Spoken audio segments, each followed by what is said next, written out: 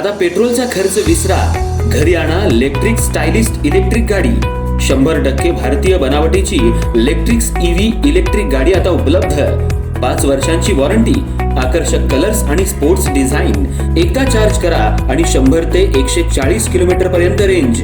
अत्याधुनिक सर्व्हिस सुविधा, लोन सुविधा सुद्धा उपलब्ध।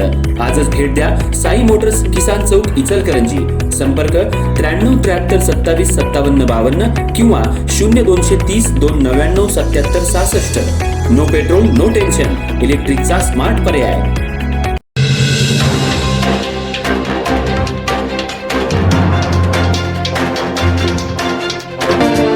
कबनूर इथं साईनगर परिसरात बेकायदेशीररित्या पिस्तूल बाळगून त्याची निष्काळजीपणे हाताळणी केल्यानं गोळी सुटून 20 वर्षीय युवक गंभीर जखमी झाल्याची घटना समोर आली आहे।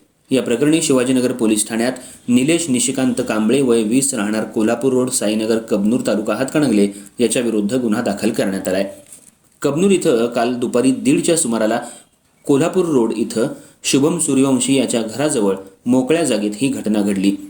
निलेश कांबळे हा त्याचा मित्र शुभम सूर्यवंशी याच्या मालकीच्या तवेरा गाडी क्रमांक MH10S5252 मधील मागच्या सीटवर बसला होता। यावेळी त्याच्या ताब्यात विनापरवाना पिस्तूल आणि एक जिवंत राऊंड होता। पिस्तूल निष्काळजीपणे हाताळताना अचानक त्यातून गोळी सुटली।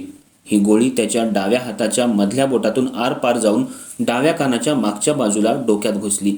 त्यामुळे कांबळे गंभीर जखमी झाला असून त्याला उपचारासाठी रुग्णालयात दाखल करण्यात आलं। विशेष म्हणजे रुग्णालयात उपचारासाठी दाखल होताना वैद्यकीय अधिकाऱ्यांना घटनेची खरी माहिती न सांगता वाहनातून प्रवास करताना दुखापत झाल्याची खोटी माहिती दिली। या प्रकरणी पोलीस उपनिरीक्षक दीपक आनंदा माने यांनी सरकारतर्फे फिर्याद दिली आहे। शिवाजीनगर पोलिसांनी भारतीय न्याय संहिता 2023 मधील कलम 125(ब) 240 तसंच भारतीय हत्यार कायदा कलम 325(9) अन्वये गुन्हा दाखल केलाय। पुढील तपास पोलीस उपनिरीक्षक साने करतायत।